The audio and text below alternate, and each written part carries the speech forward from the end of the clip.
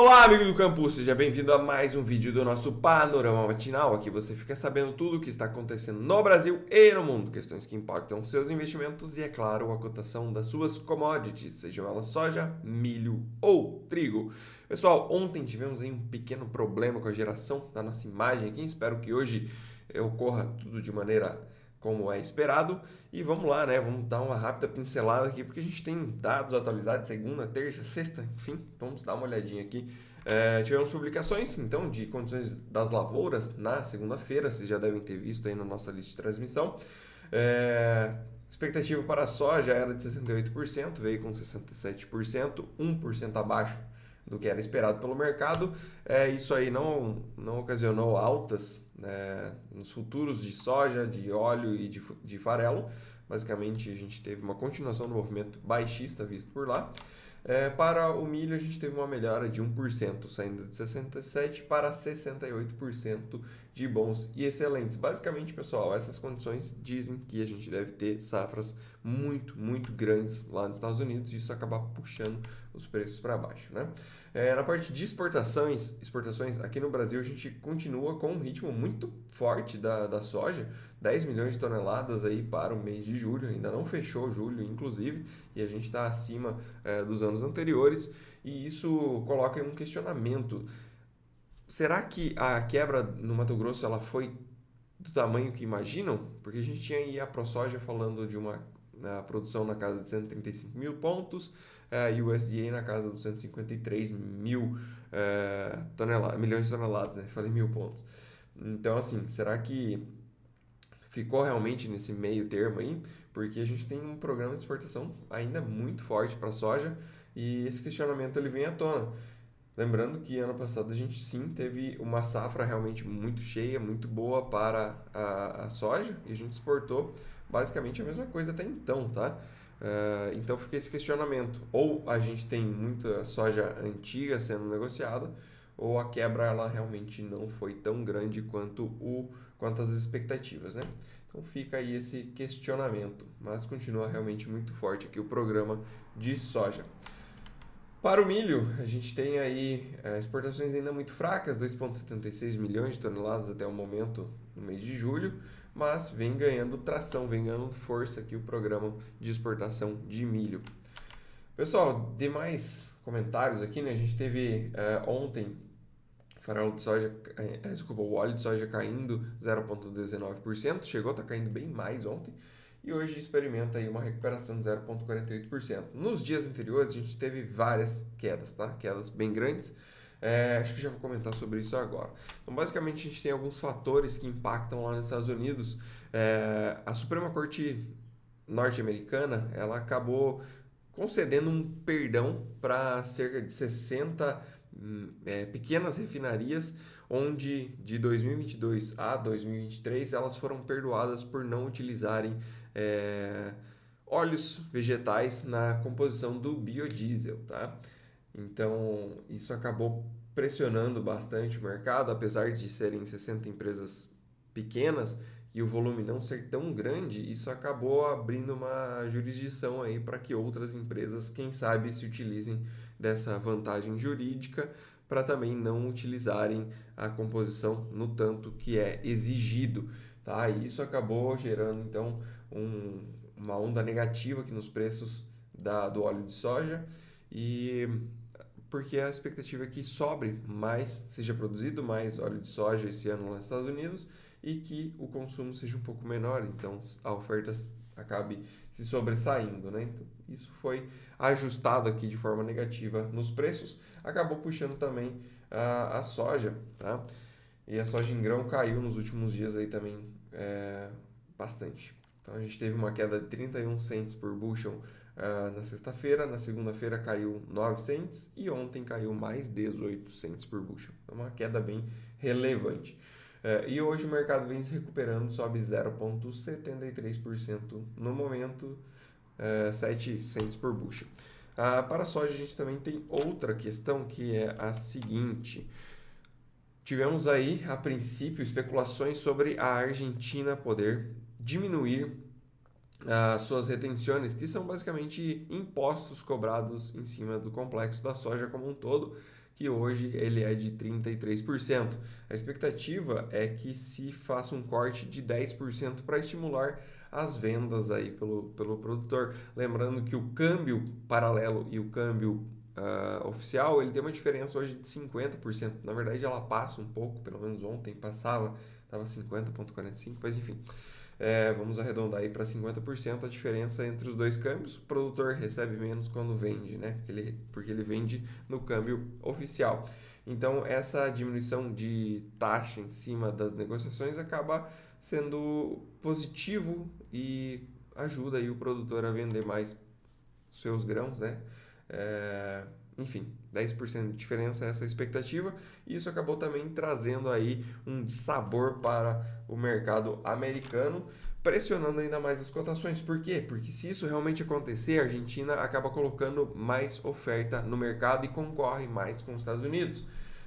Então a gente viu aí essas quedas no mercado, o mercado tentando se ajustar a essas novas notícias que a gente tem por aí, né?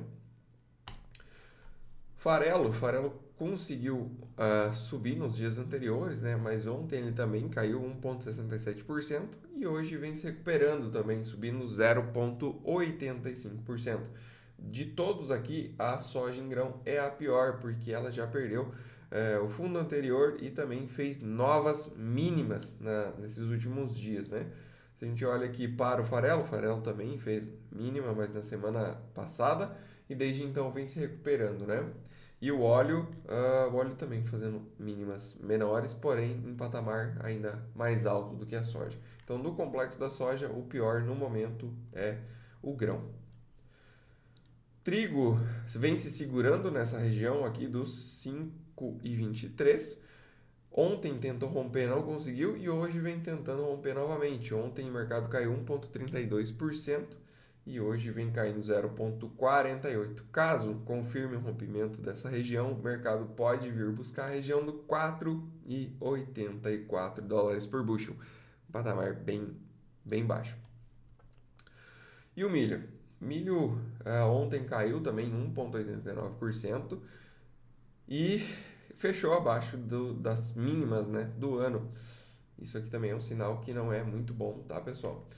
E hoje, a princípio, tentou já se recuperar, subia acima dos 3,90, porém não teve muito sucesso, né? Pelo menos por enquanto, não conseguiu se manter acima dessa região. E se fechar novamente abaixo, inclusive perdendo a mínima de ontem, a gente pode ver uma continuidade desse movimento de queda para o milho. E, pessoal, sinceramente, a gente não tem nada para a esquerda ali que justifique perto no tempo, né? Só tem lá em 2020, então realmente fica complicada aqui a situação do milho. A gente poderia elencar aqui abaixo, assim, só uma ideia de preço, né? 3,32, mas de fato aqui o caminho fica livre para o mercado cair sem muita resistência, pelo menos no gráfico, tá, pessoal? Tá? Então é isso que a gente tem para as commodities. Aqui no Brasil, a gente teve uma queda ontem também no contrato de setembro, caiu 1,81%, bastante coisa aqui, caiu R$ 1,11 por saca. O mercado que a princípio vinha se segurando, vinha conseguindo manter frente às quedas dos Estados Unidos e queda do dólar, aqui o mercado continuava firme, porém ontem acabou cedendo, né?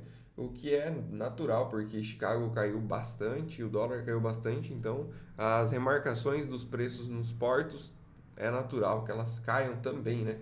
E a gente viu isso, semana passada negociava com uma diferença para hoje de mais ou menos R$ 4 por saca nos portos. Então, natural que a gente veja um ajuste, uma queda aqui também na bolsa.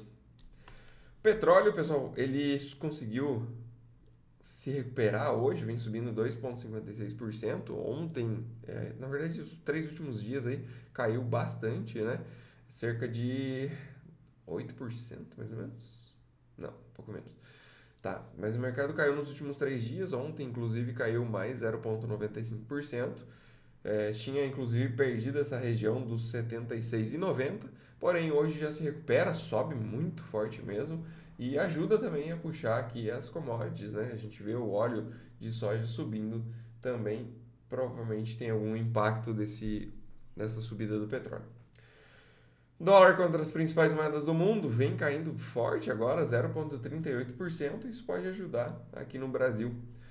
Ontem o contrato de dólar chegou a trabalhar no positivo, porém fechou com uma queda de 0,06. Bem estável, né? 5,61 foi o fechamento. Lembrando que hoje é dia de Petax, pessoal, ou seja, hoje é dia de formação de preço aí para o vencimento deste contrato atual. Então a gente tem uma posição bem grande dos estrangeiros aqui no Brasil comprados em dólar e eles tendem a defender essa posição. Então, apesar do dólar estar caindo contra as principais moedas do mundo, pode ser que a gente veja o Brasil indo por outro caminho devido a essa questão do vencimento do contrato. Para o S&P 500, a gente teve ontem uma queda de 0,51%, Nasdaq com queda de 1,37%. O mercado por lá arrediu, né?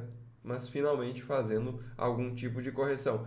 Se o mercado insistir em cair, a gente tem um suporte um pouco mais relevante aqui na casa dos 4,48. 448 pontos. Para o S&P 500, ficaria aqui na região dos 524. Você ainda tem algum tanto a cair para chegar nessa região mais relevante, né?